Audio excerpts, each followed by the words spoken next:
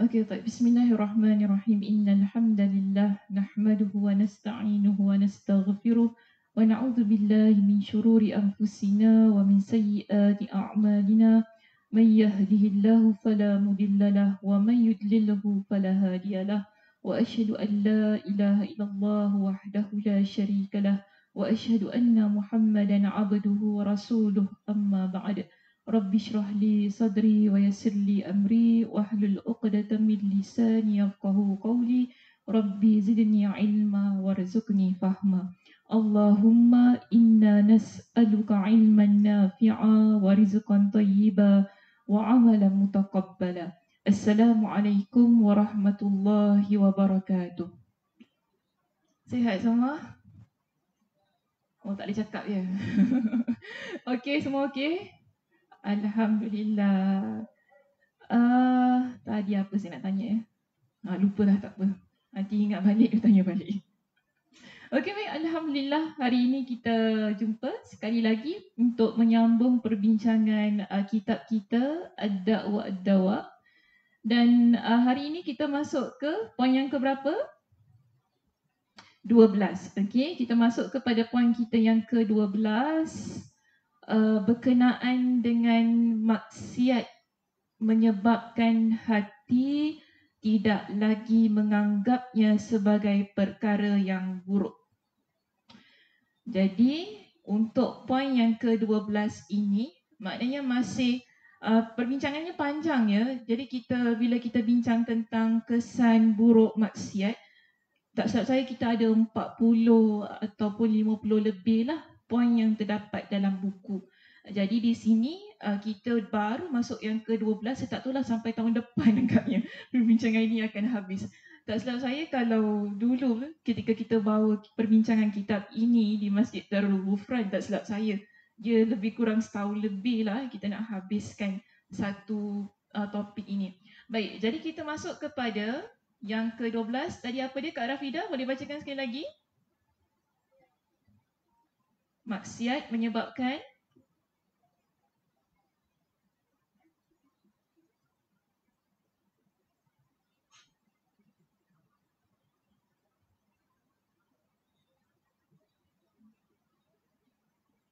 hati tidak lagi. Maksiat menyebabkan hati tidak lagi menganggapnya sebagai perkara yang buruk.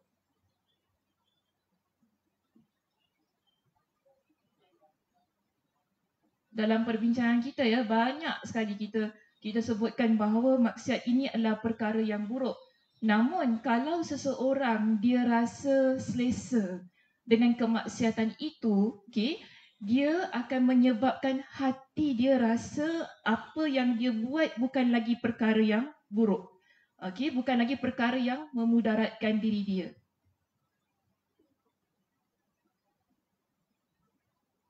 Apa jua bentuk maksiat, tak kira besar ataupun kecil, ia adalah perkara yang boleh merosakkan hati kita. Maka sebab itu pada poin kita yang ke-12, maaf ya, lupa saya nak tanya, muka surat berapa? 134. Ada yang lain halamannya? 141. Okey, jadi rakan-rakan kita di rumah boleh rujuk sama ada halaman 134 ataupun halaman 141. Jadi sila buka kitab masing-masing untuk kita bincangkan poin kita yang ke-12. Baik, kita baca sedikit apa yang disebutkan untuk kita pada kitab ini. Dinyatakan kepada kita, pertama sekali di perenggan yang pertama itu kalau kita lihat di sini, dia kata hati tidak lagi menganggap kemaksiatan sebagai perkara yang buruk. Hati kita tidak akan melihat satu maksiat itu sebagai perkara yang buruk. Kerana apa? Kerana telah menjadi satu kebiasaan. Jadi bila kita buat dosa, dosa itu kita jadikan ia benda yang biasa. Kita dah tak anggap ia lagi sebagai perkara yang buruk. Dah lali. Orang kata dah lali, dah tak ada dah. kesan untuk diri kita. Seharusnya seorang yang beriman kepada Allah sebagai seorang muslimah, bila kita buat apa-apa perkara maksiat, apa-apa perkara dosa, ia mendatangkan rasa takut pada diri kita. Itu normal. Begitu keadaannya. Kerana apa? Bila seseorang dia buat perkara dosa, kita tahu dosa ini Allah Subhanahu Wa Taala akan azab. Ada azab Allah, kan? Ada hukuman, balasan. Lepas tu ada neraka.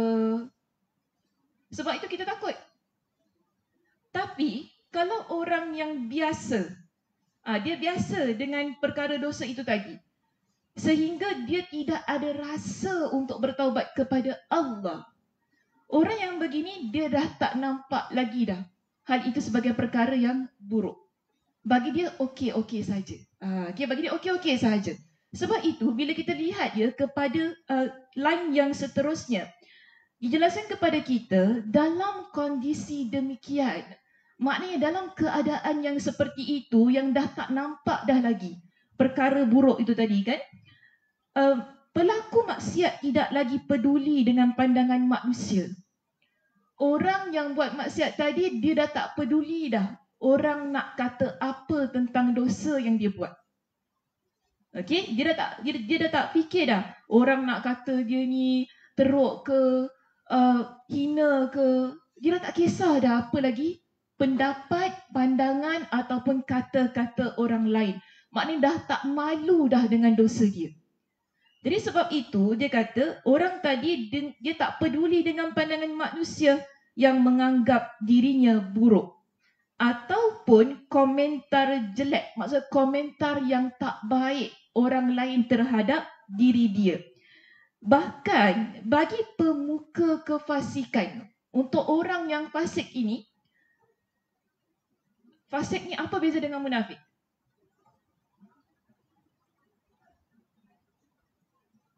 Dalam kitab kita guna perkataan fasik. Macam mana kita nak define perkataan fasik ini? Apa maksud fasik? Orang yang buat dosa besar. Kecilkan sikit lagi skopnya. Ya, cik dah tarik mas nak cakap. Oh, panas. Kipas tak kuat ke Ustaz? Kipas tak cukup kuat. Selain daripada kita kata orang tu buat dosa besar, ada rasa siapa lagi? Kak Aisyah nak ni? Oh, tadi Kak Aisyah cakap bukan Kak Zah. Sorry. Okey, Kak Zah ada nak cakap. Dia beriman tapi buat dosa. Beriman tapi buat dosa. Tadi Kak Aisyah kata apa? Dosa besar. Beriman ke tidak Kak Aisyah?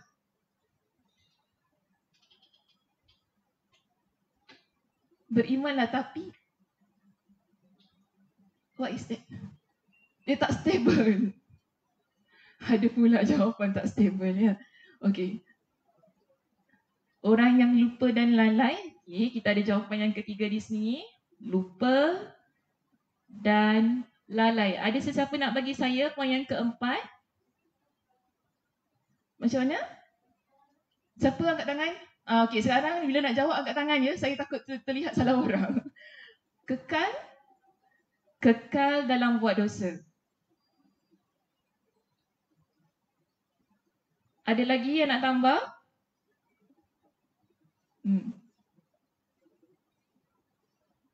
Kakak? Tak ada. Kak Rafidah nak cakap apa? Tak ada. Semua okey? Semua ni? Kak Rafidah suka semua ni? Nombor 1. Nombor 1. Okey. Kak Rafidah pilih nombor 1. Sekejap. Kalau Zaza guna warna ni, nampak tak? Nampak ya? Okey. Kita ada 1, 2, 3, 4. Baik, begini ya muslimah. Orang yang fasik, dia beriman. Orang munafik beriman ke tidak? Tak beriman. Beriman, okey. Tapi apa beza munafik dan fasik? Dua-dua beriman sekarang ni. Ya, dua-dua beriman. Tapi apa beza?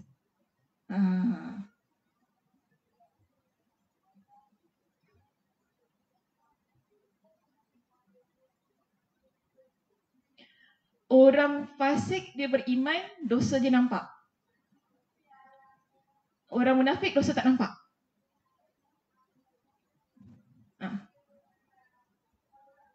Dia cover up dia punya dosa dengan buat baik. Ada niat lain. Okey, saya harmonikan ya jawapan-jawapan itu ya supaya cantik bahasanya. Baik, dia begini. Orang fasik beriman kepada Allah, luar dan dalam. Ya, luar dan dalam. Tapi dia ada buat dosa. Orang beriman buat dosa macam tadi kita baru bincangkan ya. Dia dah tak kisah dah apa orang nak cakap pasal diri dia dan sebagainya. Dia buat dosa. Tapi kalau orang munafik ini, dia beriman luaran sahaja. Kita nampak dia solat, kan? Kita nampak dia puasa, kita nampaklah dia. Tapi dalam hati dia sebenarnya dia tak beriman. Itu beza munafik dan fasik. Kalau orang fasik ni luar dalam dia beriman, cuma dia buat dosa. Dan dia, kita tak kata dia kekal dalam dosanya. Tapi ada dosa-dosa yang dia buat. Okey, ada dosa-dosa yang dia buat. Maka sebab itu, kita lihat ya pada poin kita di sini, dijelaskan kepada kita orang yang dia ini fasik. Tadi kan yang dah kita bincangkan, dia beriman kepada Allah, luar dan dalam keimanannya kepada Allah, okey? Namun dia ada melakukan dosa-dosa. Dia melakukan dosa yang mana dia rasa selesa dengan dosa-dosa dia. Kemudian disebutkan di sini, kondisi ini merupakan puncak ketidakpedulian dan kesempurnaan kelazatan. Jadi bila dia dah rasa selesa dengan dosanya itu tadi, dia dalam keadaan dirinya kan, dia dah tak ada lagi rasa peduli dan dia dah rasa enak dengan dosa-dosa yang dia lakukan. Sebab itu kalau ada orang datang nasihatkan kepada dia, orang beritahu kepada dia, janganlah buat benda-benda begini kan, tak elok. Ni hukumnya dosa. Nabi SAW larang kita buat begini. Allah Subhanahu Wa Taala pun dah cakap dalam Al-Quran. Tapi orang macam gini, ada tak menyebabkan jiwa dia rasa gemetar? Tak. Makin kita cakap, makin dia buat. Begitu keadaan dia. Sebab dia dah tak rasa peduli. Namun kita tak kata dia tak beriman. Dia beriman kepada Allah. Ya, beriman. Luar dan dalam. Cuma keadaan situasinya yang terlalu selesa dengan dosa menyebabkan dia dah tak kisah dah apa yang orang kata tentang dosa yang dia lakukan. Jadi sebab itu, kan dia kata di sini, sehingga, sampai-sampai itu maksudnya sehingga ya. Sehingga salah seorang dari mereka berbangga dengan maksiat yang dia buat. Jadi orang yang dah rasa biasa ni, bila kita beritahu pada dia ini dosa, jangan buat, kan? Dalam agama kita tidak membenarkan. Apa yang dia ni? Dia bangga dengan dosa dia. Sebab itu tadi, poin ini tajuknya, dia dah tak anggap apa yang dia buat itu sebagai perkara yang buruk. Bahkan dia bangga dengan dosa. Kita kalau buat dosa ni kan, kita nak tak orang lain tahu. Itu standard. Ya, standard. Kita kalau buat dosa, kita kalau boleh tak nak orang tahu. Kita tutup dosa kita ni. Sebab ia aib, ia memalukan. Namun kalau untuk orang yang jenis begini, yang hati dia dah tak anggap lagi benda itu sebagai perkara buruk, dan dia dah tak peduli dah apa orang lain kata tentang dosa dia, dia itu bangga dengan apa yang dia buat. Ini bahaya. Sebab itu kalau kita rujuk pada hadis, di dalam kitab kita ni ada sebuah hadis ya, yang didatangkan kepada kita, yang mana Nabi SAW bersabda, kan? Nabi kata apa? Hadis ini diriwayatkan oleh Imam Al-Bukhari dan juga Imam Muslim. Nabi kata, kullu ummati mu'afan illal mujahirin. semua umat aku ya dimaafkan kesalahan-kesalahannya, melainkan illal mujahirin. Mujahirin ni maksudnya ialah orang yang terang-terangan buat dosa. Begitu. Wa inna minal ijhar, dan antara cara dia buat terang-terangan ya dosa itu tadi, ayyasturallahu 'alal 'abdi thumma yusbihu yafdahu nafsahu wa yaqulu ya fulan. Orang ini, apa kata Nabi, semalam-malam dia dah buat dosa. Malam tu dah buat dosa. Tapi esok paginya dia iklankan dosa dia. Sedangkan Allah dah tutup dah dosa dia. Kalau dia tak cakap pada orang lain, adakah orang tahu tentang dosa dia? Orang tak tahu. Maknanya Allah dah tutup dah dosa tu. Tapi orang yang kita panggil sebagai mujahir, ya, mujahir ini dia iklankan, dia beritahu. Semalam kan Nabi berikan kepada kita contoh di sini, ya fulan amiltu yauma kadza wa kadza kadza wa kadza. Dia kata, wahai fulan, ataupun saya nak guna bahasa saya, kau tahu tak semalam aku buat gini gitu. Kau tahu tak semalam aku buat, ataupun sekarang lah ya, kita bagi contoh ginilah. Sekarang ni kita ni zaman media sosial. Kan? Kita buat apa semua kita letak dekat Facebook kita, Instagram kita. Kurang-kurang pun ya cik, kita letak dekat WhatsApp kita. Kan kita kan ada WhatsApp group. So kita pun forward dekat WhatsApp group tu kan. Kurang-kurang pun kita kata gitulah kalau tak reti sangat Facebook dengan Instagram ni kan. Okay. Mungkin kita ada yang ada TikTok, ada macam-macam lah. TikTok tak apa, jangan TikTok. Okay. So kita lihat beginilah. Dalam keadaan kita, ramai orang sekarang ini, mereka buat dosa. Lalu mereka post, upload dosa mereka di Facebook, di Instagram. Sedangkan Allah Subhanahu Wa Taala dah tutup dah dosa dia. Konteks kita pada hari ini, kita lebih mudah terjebak ataupun kita boleh mudah menjadi orang yang mujahir itu tadi. Orang yang mengiklankan dosa-dosanya. Jadi kita kena hati-hati. Ya, Saza tak kata salah. Kita guna Facebook, Instagram, ada banyak benda-benda yang baik pada Facebook dan Instagram. Ya, ada banyak benda-benda yang baik. Namun bagaimana kita nak menggunakan platform itu tadi pada tempat yang betul. Tak semua ya, tak semua perkara yang kita buat kita boleh beritahu kepada orang lain. Kena ingat itu. Yang lebih penting ialah dosa kita. Kerana bila kita dah tunjukkan kepada orang lain tentang dosa yang kita buat itu, bermakna kita bangga dengan apa yang kita lakukan. Lepas tu nanti ada orang komen kan. Ada orang komen kata, janganlah buat gini, kita boleh terima tak? Dengan komen-komen tu. Tak boleh terima, jadi gaduh besar. Betul, gaduh besar. Kata, ni aku punya suka. Aku punya suka lah Facebook aku, Instagram aku. Engkau apa hal? Gaduh besar. Orang tak boleh terima. Kalau ada orang cakap kan mungkin ada netizen kata, benda ni tak boleh tau, jangan upload. Mungkinlah kita upload gambar terselak sana sini. Contohlah kata kan. Pasal orang kata gini, tak apalah gambar aku, suka hati aku, badan aku. Mungkin ada orang marah. Ada orang akan cakap begitu, ada orang tak boleh terima. Kan teguran dan pendapat daripada orang lain. Tapi kita kena ingat begini. Apa-apa yang kita buat, terutamanya dosa kita, janganlah kita ni sebarkan.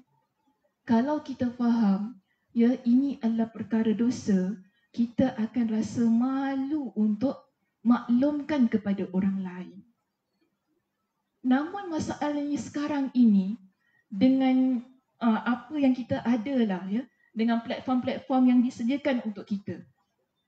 Kita ramai antara kita yang rasa bangga dengan apa yang kita lakukan. Lebih-lebih lagi dengan dosa.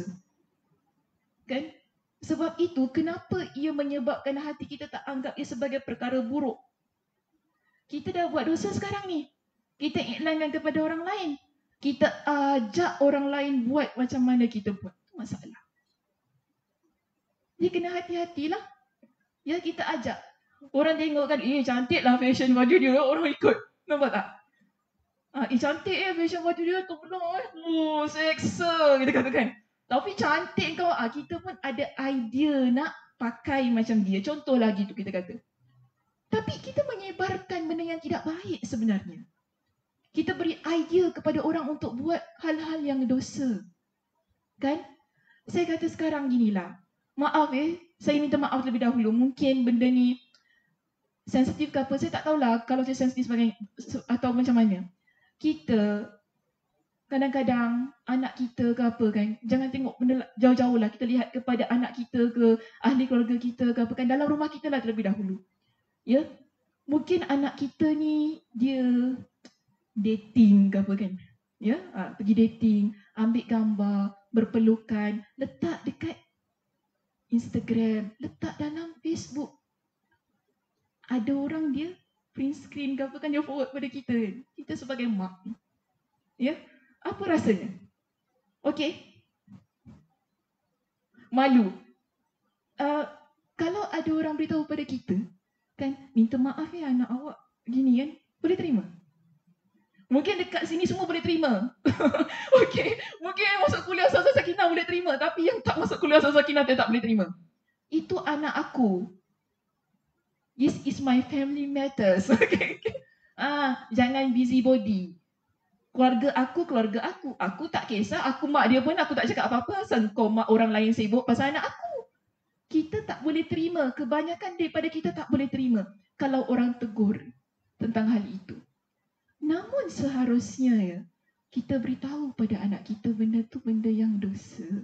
Belum nikah. Belum nikah ni tak boleh ambil gambar dekat-dekat.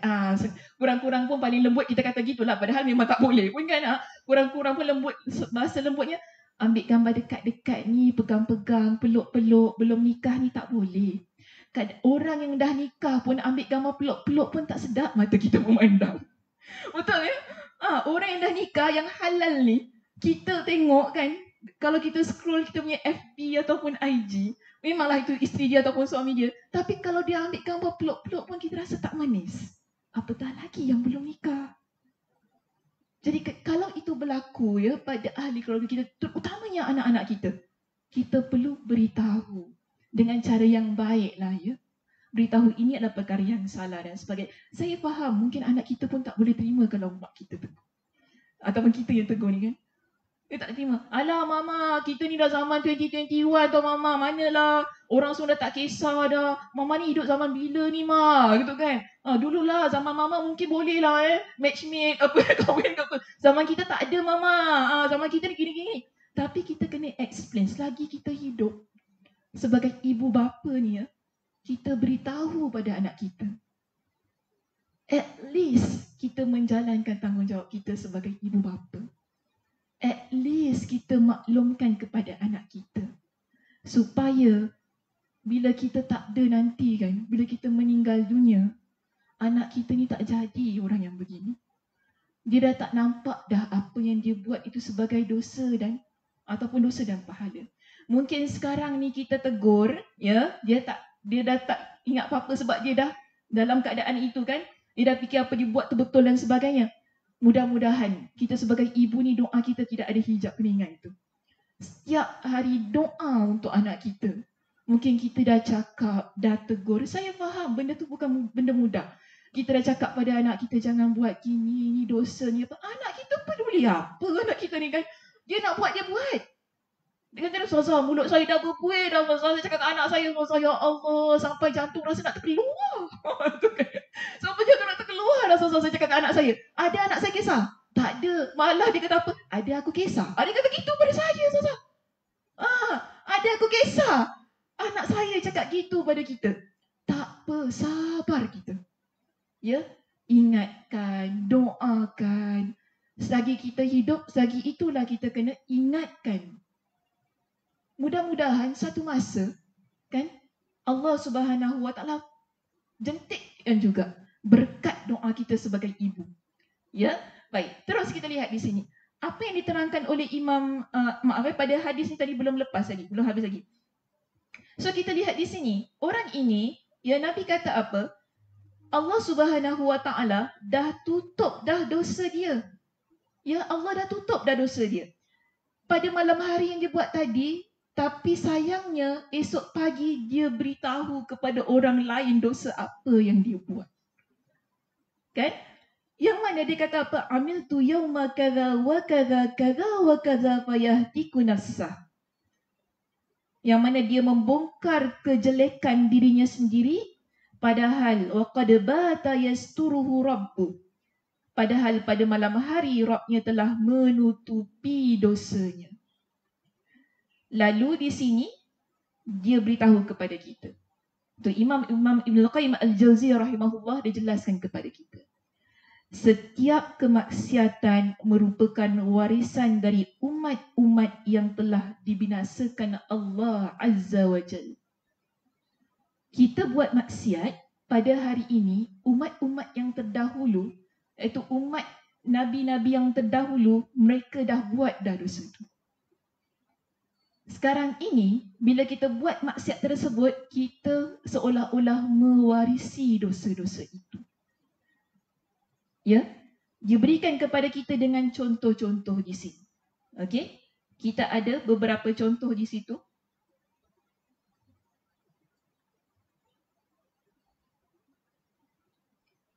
Okey, pertama sekali.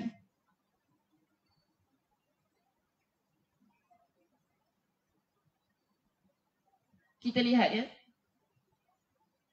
Okey, dosa apa yang disebutkan di situ? Kak Nadis. Homosexual. Okay. Kaum Nabi apa yang buat? Kaum Nabi Lut.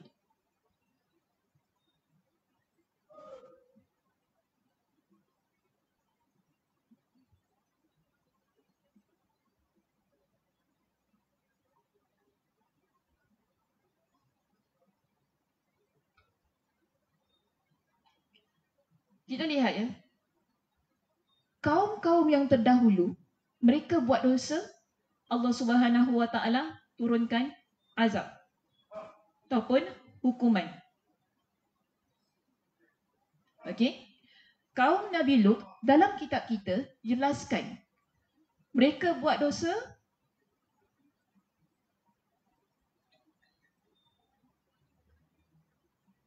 perkara ini mutlak.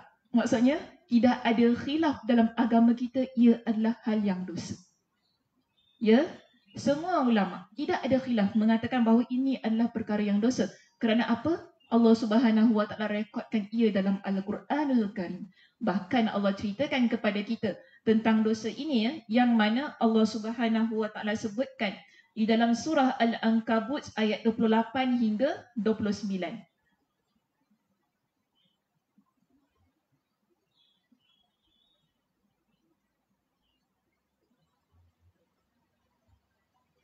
Okey, dalam surah Al-Ankabut ayat 28 hingga 29, Allah Subhanahu wa taala berfirman untuk dosa ini, kan?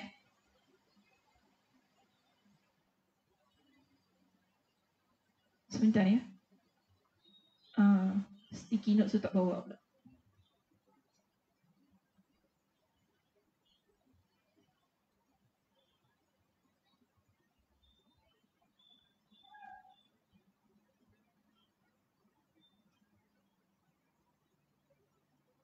Okey.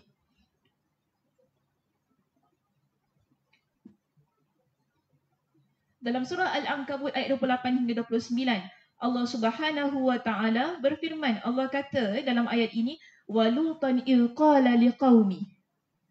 Dan ketika Nabi Lut, dia kata kepada kaumnya, innakum latatuna fahisha. Kalian buat perkara-perkara yang keji, iaitu lelaki bersama dengan lelaki. Ini kaum Nabi Lut, ya, dosa yang dia buat. Kemudian Allah kata dalam ayat ini, ma sabaqakum biha min ahadin minal alamin, iaitu kaum ataupun umat sebelum kaum Nabi Lut ini tak ada yang buat dosa sedemikian. Jadi umat yang pertama ataupun kaum yang pertama yang melakukan dosa homoseksual itu adalah kaum Nabi Lut. Sebelumnya tidak ada. Ya, tidak ada yang buat. Hari ini ada? Ada. Bermakna kita ikut. Dosa itu diwarisi daripada kaum Nabi Lut. Sebab tu tadi kan dia kata dosa kita yang kita buat pada hari ini adalah warisan daripada dosa-dosa umat yang terdahulu. Dah ada contohnya, dah ada example-nya di situ. Okey, nanti boleh rujuk ya surah Al-Ankabut ayat 28 hingga 29. Dan Nabi Lut alaihi salam, baginda ni beritahu kepada kaum dia, ini dosa, jangan buat, nanti Allah Subhanahu Wa Taala timpakan azab. Mereka peduli? Tak peduli. Ada aku kisah? Tak ada aku kisah, dia kata kan. Dia tak kisah.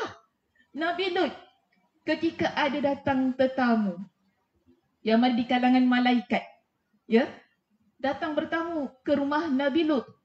Mereka ni datang minta tetamu tu. Kenapa tetamunya handsome, tampan, dia berkenan dengan tamu tu. Mereka paksa, mereka minta Nabi Lut agar serahkan tetamu itu kepada mereka untuk mereka buat perkara yang tak baik ini kepada tetamu Nabi Lut. Sampai Nabi Lut kata apa? Kalau kalian nak, nikahlah dengan anak perempuan aku. Sampai begitu sekali Nabi Lut kata kepada mereka. Tapi mereka peduli tak? Mereka tak peduli. Sebab apa? Mereka dah tak anggap lagi hal itu sebagai perkara yang buruk. Mereka dah tak anggap lagi hal itu sebagai perkara yang dosa. Mereka dah begitu selesa dengan apa yang mereka lakukan. Dan akhirnya Allah Subhanahu Wa Taala timpakan azab kepada mereka. Kan?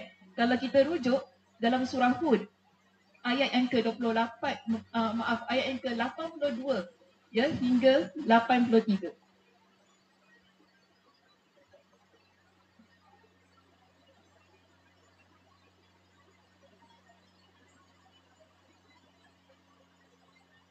Pagi lah nak potong rumput ya. Tak boleh suruh dia berhenti kejap. Ni bukan masjidnya.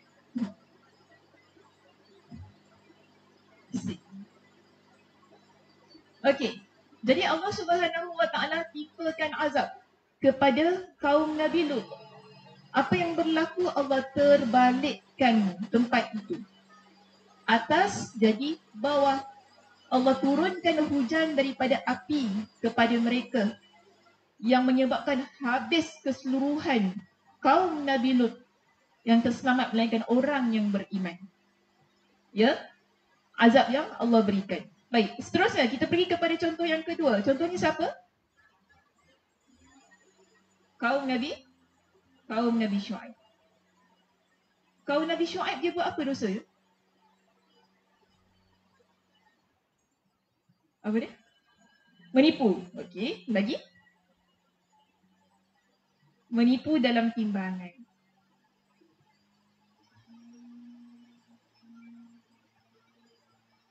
Daripada dosa ini ya, kita tahu kaum Nabi Shu'aib ini di kalangan peniaga lah. Kebanyakannya mereka ni di kalangan peniaga. Okay? Businessman dan sebagainya. Tapi mereka ni suka menipu. Bukan setakat mereka ni suka menipu, tapi mereka ni kan ada di kalangan mereka yang rompak orang. Kalau ada orang datang ke tempat mereka ke apa ataupun satu jalan ni kan, dia orang akan kepung. Mereka akan rampas harta orang yang jalan. Okey, rompak orang yang lalu lalanglah kat tempat kawasan mereka.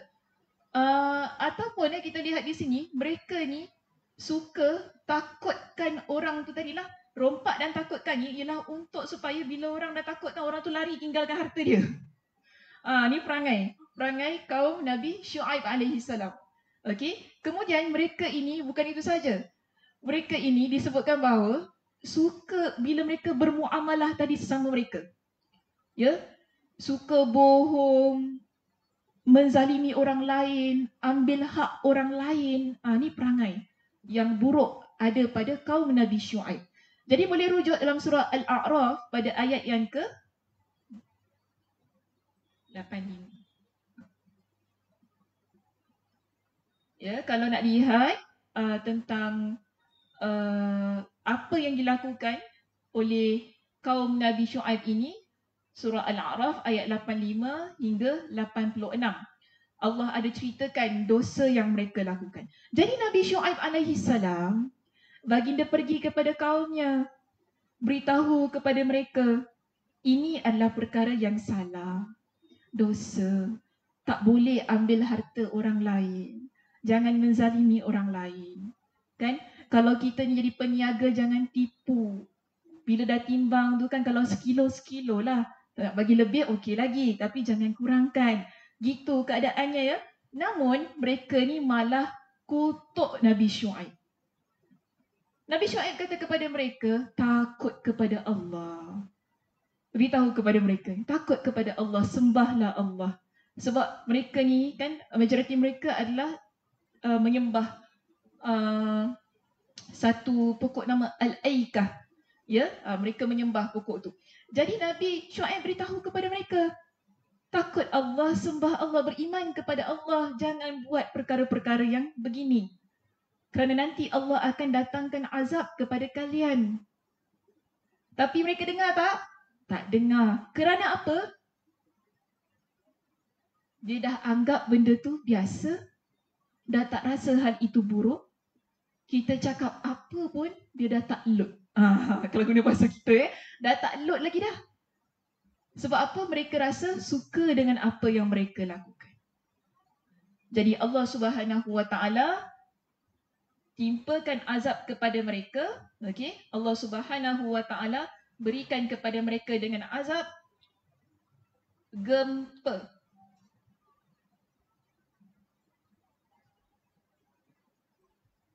Yang mana mereka ni mati bergelimpangan di dalam runtuhan rumah mereka sendiri. Ya, hal itu nanti ya boleh rujuk pada surah Al-A'raf ayat yang ke-91.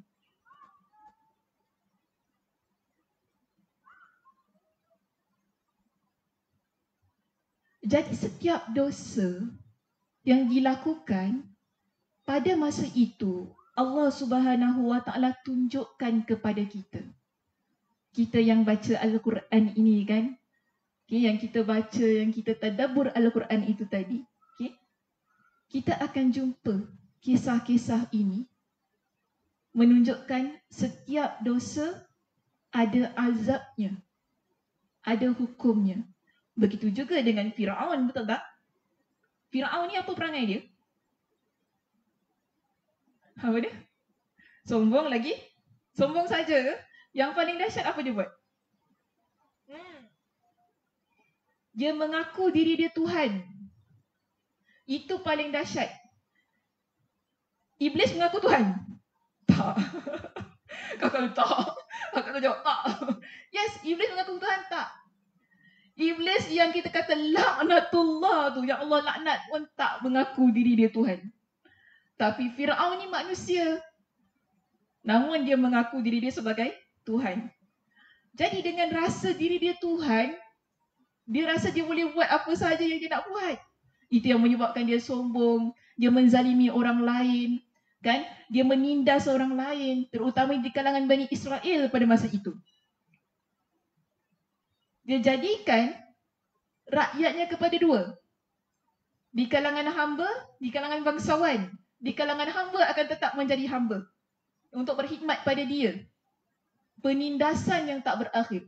Nabi Musa AS datang kepada dia, dakwah kepada dia, beritahu kepada dia, negotiate dengan dia.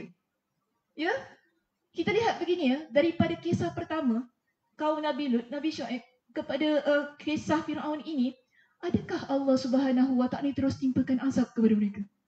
Tak. Allah beri peluang untuk kembali ke jalannya. Ia menjadi satu bentuk yang mana nanti di akhirat kita tak kata, Allah, engkau tak cakap pun dengan aku benda ni salah. Tak ada. Kan? Kita takkan kata depan Allah, Allah tak ada orang pun cakap dengan saya benda ni salah. Sebab tu saya buat. Kita takkan cakap begitu. Sebab apa? Kita dah tahu dah. Contoh kaum-kaum ini, kalau mereka nanti depan Allah, kaum Nabi Lut kata, Allah kenapa timpakan kami dengan azab ini? Kami tak tahu pun yang kita kena sembah engkau. Ada boleh Allah terima? Ini Allah kata, tak ada maknanya Allah kata. Okay? Kalau hari tu kata, ada aku kisah, sekarang ada aku kisah. Aku lagi tak ada kisah sekarang ni. Sebab apa? Allah dah datangkan Nabi untuk ingatkan, untuk beritahu, kembali ke pangkal jalan. Allah beri peluang. Sama juga kita umat Nabi SAW. Alhamdulillahnya bezanya kita dengan mereka ini, Allah tak timpakan begini. Itu alhamdulillahnya kita ni umat Nabi SAW. Sebab itu Allah Subhanahu Wa Taala rekodkan kisah ini sebagai pengajaran bagi kita. Bila kita buat dosa, kita kena ingat. Ya, dia jadi muhasabah dalam hidup kita. Alhamdulillah, aku buat dosa tak terus-terus, Allah Subhanahu Wa Taala timpakan kepada aku dengan azab. Allah bagi peluang, kita dah bincang last week, betul tak? Allah bagi peluang kepada kita untuk bertaubat kepada Allah. Ya, Allah terima taubat kita. Yang mana Allah bagi kita peluang seluas-luasnya. Namun kenapa Allah Subhanahu Wa Taala masih lagi letakkan semua kisah ini dalam Al-Quran? Allah beritahu kepada Nabi, bacakan ayat-ayat ini kepada umat kamu supaya ia jadi peringatan dan pengajaran pada diri kita. Bagaimana kebesaran Allah Subhanahu Wa Taala. Hebatnya Allah Subhanahu Wa Taala sebagai Tuhan yang menciptakan kita ini, ya, dan kita sedar kita ni humble sampai bila-bila. Kita tak boleh mengaku diri kita sebagai Tuhan. Lihat apa jadi pada orang yang mengaku diri sebagai Tuhan tu. Selamat? Tak selamat. Apa jadi pada dia? Tenggelam.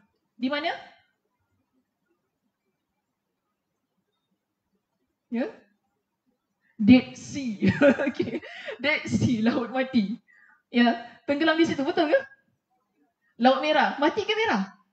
Ada hijau. Changi Beach. Tiba-tiba keluar jawapan Changi Beach je. Oh, terkejut saya kat sini. Laut Merah. Okay, Laut Merah. So, kalau yang mana? Yang ini. Kaum Lut ni, Dead Sea. Tempat dia berdekatan dengan Laut Mati. Okay, kaum Nabi Lut ni. Tapi kalau Firaun ni, Laut Merah. Red. Red. Red, yes. Ini red. Ini dead. Ini sekali lagi, ini red, ini dead. Okay. Not I'm dating you, okay? Itu lain cerita. Baik, seterusnya kita lihat ya di situ ada satu lagi kisah. Kisah siapa? Kaum Nabi Hud.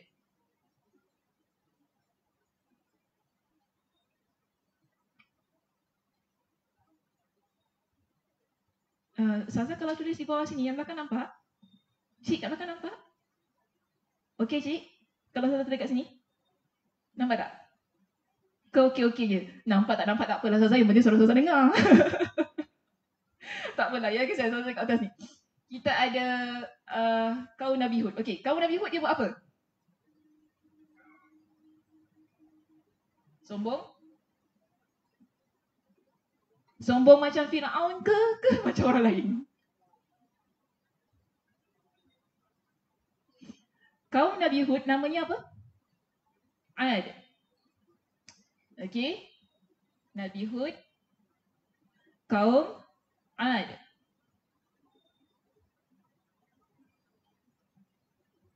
Betul. Mereka ni sombong. Kenapa mereka sombong? Angkat tangan. Ya. Allah beri mereka kekuatan akal dan juga fizik. Apa yang mereka boleh buat dengan kekuatan akal dan fizik itu? Mereka boleh ketuk gunung jadi rumah. Mereka ni suka bina rumah yang besar-besar, istana. Mereka ada kemahiran itu, Allah beri. Yang mana hal itu tidak ada pada kaum yang sebelumnya. Jadi mereka sombong. Sebab mereka ada kekuatan yang begitu, kan, kekuatan yang ada pada diri mereka. Selain itu ya, kaum Nabi Hud dan kaum Ad ini, kerana kesombongan yang pada sudut pembuatan rumah, mereka juga ada disebutkan sebagai orang kaum yang memiliki tanah yang subur. Okey, tanah yang subur. Jadi mereka ni dengan kekuatan mereka jadi sombong. Bila sombong, mereka meninggalkan penyembahan Allah. Dah tak beribadah kepada Allah. Sedangkan kaum Hud itu, ya, mereka ni taklah nak berapa jauh sangat dengan kaum Nabi Nuh.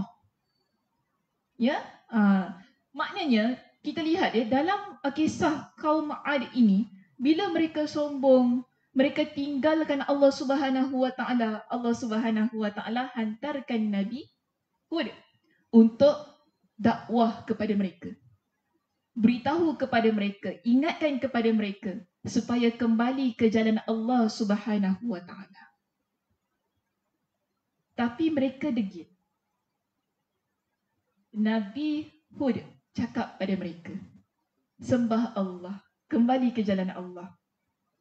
Mereka tak nak. Mereka kata, kau cakap Allah nak bagi kita azab kan? Bagilah azab. Mana azab? Mana? Macam tu kan? Mana? Cakap bagi, tunjuk lah, macam tu kan? Tapi macam tadi kita kata, Allah tak datangkan azab itu sekelepuk pada kita. Allah bagi chance, bagi peluang lagi dengan kesombongan, dengan rasa bongkak, angkuh tadi kan. Allah masih lagi beri peluang untuk bertaubat kepada Allah, untuk kembali kepada Allah. Tapi malah mereka ini menjadi orang yang mencabar kekuasaan Allah. Sebab itu Allah Subhanahu Wa Taala keringkan bumi mereka. Mereka namun dalam keadaan yang bumi kering kontang itu, dia tak fikir itu azab tu. Bumi yang kering kontang itu sebenarnya signal. Kan Allah tak turunkan hujan, mati tumbuh-tumbuhan, tak ada sumber makanan. Kering kontang. Sepatutnya kita dah rasa dah, ini adalah satu peringatan dari Allah. Sebab Nabi Hud dah ingatkan kepada kita tentang itu. Namun orang yang dah selesa dengan dosa itu tadi, dia tak rasa itu adalah azab dari Allah. Bahkan mereka ni menanti-nanti bila hujan nak turun. Ya, bila hujan nak turun. Sampailah pada satu masa awan mendung datang kepada mereka. Mereka happy sekali. Dia kata, haza aridum mumtiruna. Inilah awan ni, dia akan datang bawa hujan kepada kita. Mereka happy lah. Oh, ni nampak mendung ni, happynya. Sekejap lagi hujan ya. Kita zaman sekarang, kita sekarang ni suka hujan ke suka panas? Kadang hujan, kadang panas. Masa kalau tak hujan, nak hujan tak hujan nak hujan ya. Bila dah hujan, Allahu Akbar. Nak minta matahari pula ya, kita ni kan macam-macam kan. Tapi kita lihat di sini Nabi SAW, ya, kalau kita rujuk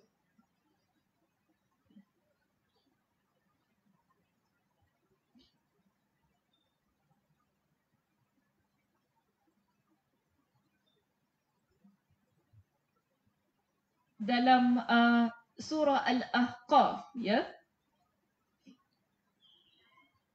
Allah datangkan kepada kaum Nabi Hud dengan angin. Mendung, awan mendung berupa angin. Surah Al-Ahqaf pada ayat yang ke-24 hingga 25. Jadi mereka ni rasa suka dengan awan angin yang datang itu tadi untuk bagi mereka lah untuk memberikan hujan pada bumi mereka. Sebab kalau hujan kan ada air, tumbuh-tumbuhan dia akan datang lagi, maknanya dia akan berikan sumber makanan kepada mereka. Namun awan itu adalah sesuatu yang memberikan azab kepada mereka.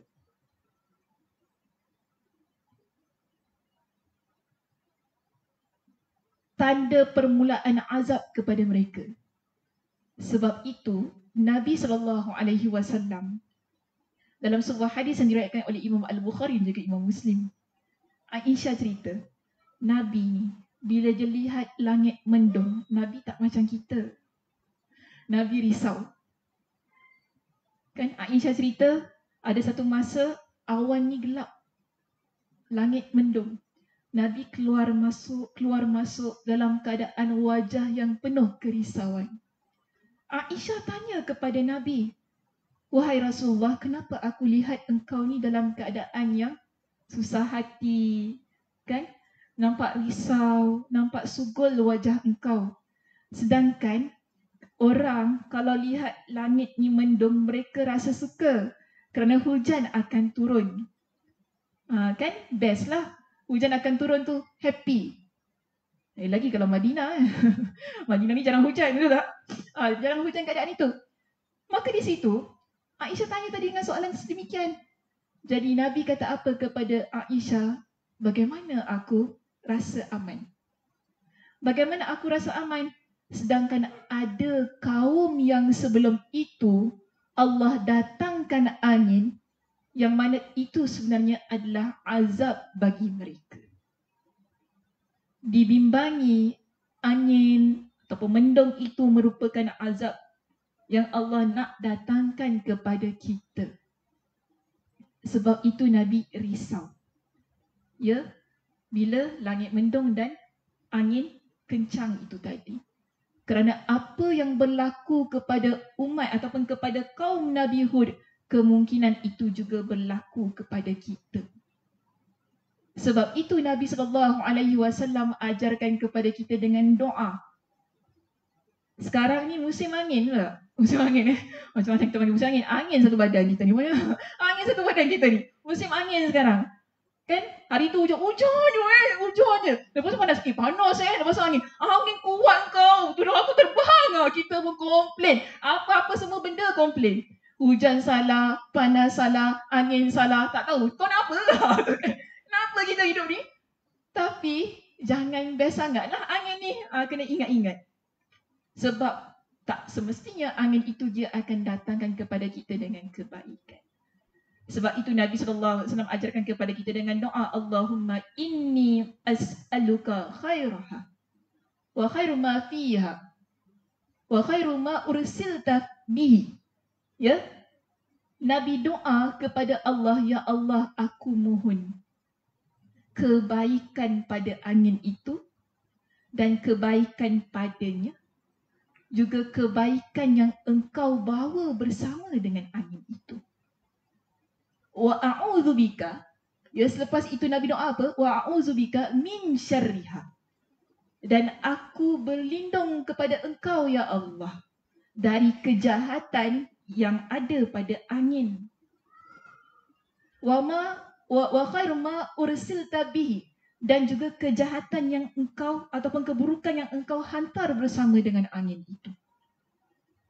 Jadi kita bacalah doa itu, jangan kena angin. Yes. Kan dengan baju berkibar-kibar kat luar main angin tu kan. Doalah kepada Allah Subhanahu Wa Taala. Gitulah caranya kita, sunnah yang Nabi SAW ajarkan kepada kita. Ya, ini saya tulis doanya di sini. Kan? Mungkin ini boleh saya padam? Boleh ya? Okey. Nak tulis bahasa Arab ke bahasa Melayu? Bahasa Melayu. Kuat betul bahasa Melayu dia. Okey. Bahasa Melayu. Okey. Sekejap. Ustaz, saya ambil 5 minit lagi. Tadi kita start lambat kan? 3 suku kan?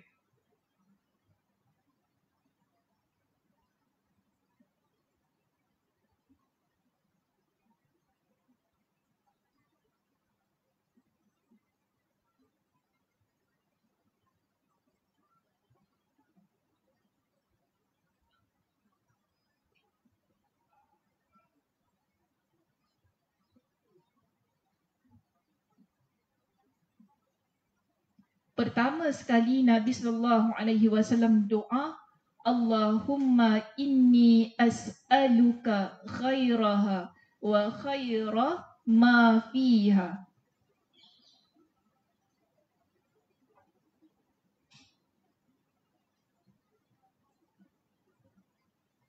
Wa khaira ma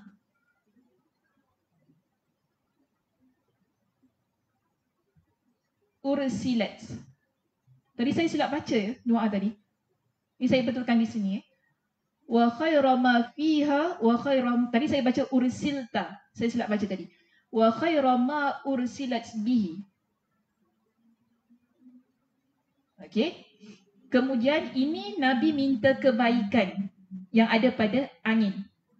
Kemudian Nabi minta perlindungan kepada Allah daripada keburukan yang dibawa oleh angin. Ya, dengan satu lagi di bawahnya Nabi doa, wa a'udzubika, dan aku berlindung.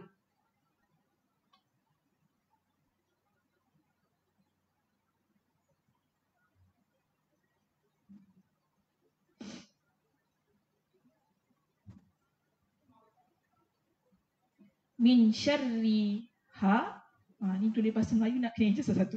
Min syarriha wa syarri ma fiha.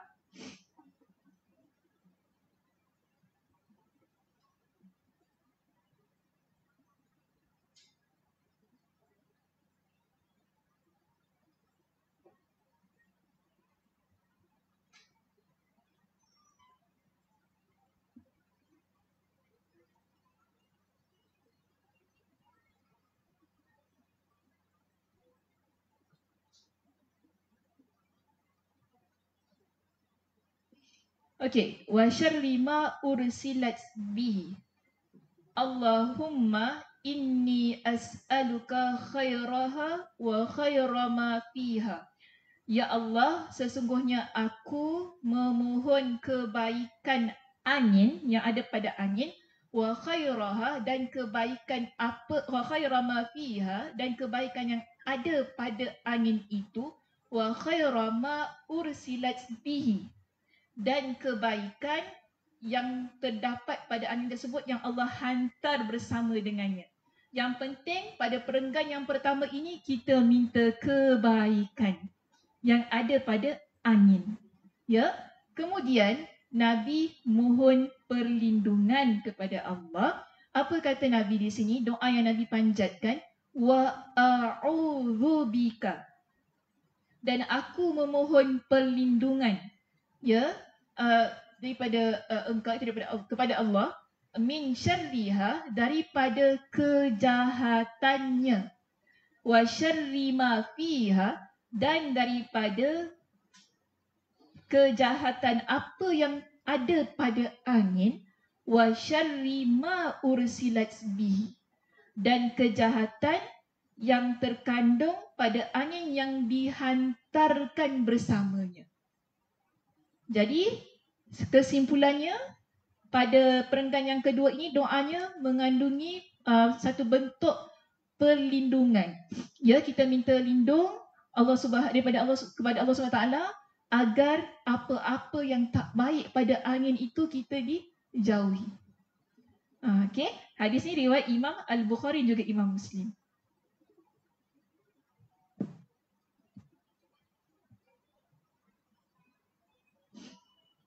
Okay, lafaz hadis daripada hadis riwayat Imam Muslim. Boleh ambil riwayat Imam Muslim sahaja.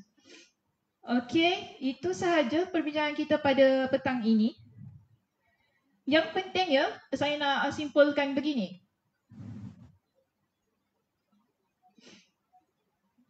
Sebagai seorang Muslimah, dosa yang kita buat tidak boleh dibanggakan. Jangan diiklankan. Kita dah buat dosa tu, ataupun kita dah terbuat dosa tu, sudah. Sedar ia adalah sebagai dosa, taubat kepada Allah. Gitu caranya. Okay? Jangan kita bangga dengan apa yang kita buat. Kita beritahu kepada orang lain, bahkan kita encourage orang lain untuk ikut macam kita. Itu tak seharusnya berlaku lah. Okay? Jadi di sini, untuk mengelakkan hati kita tadi kan, menganggap hal itu sebagai perkara yang dah tak buruk lagi, pertama sekali yang perlu kita sedar ialah bagaimana kita ni sebagai seorang Muslimah perlu sentiasa rasa berdosa bila kita melakukan dosa. Masalahnya, bila kita menganggap ia sebagai perkara biasa itu tadi kan, itulah menjadi penyebab kita dah tak anggap ia sebagai perkara yang buruk. Kita akan terus-terusan berada dalam keadaan berdosa tersebut, bahkan kita bangga dan kita tak nampak kesalahan-kesalahan yang ada padanya. So, poin yang ke-12 begitu ya, ingin jelaskan kepada kita supaya kita jaga diri ini agar tidak menjadi orang yang selesa dengan dosa-dosa yang dilakukan. Wallahu a'lam bishawab. Okey, saya tutup kuliah kita pada petang ini. Saya tak boleh nak ni lah sebab macam dah lebih masa. Okay. Jadi saya tutup kuliah kita pada petang ini dengan tasbih kafarah. Subhanakallahumma wa bihamdika asyhadu an la ilaha illa anta astaghfiruka wa atubu ilaik. Assalamualaikum warahmatullahi wabarakatuh.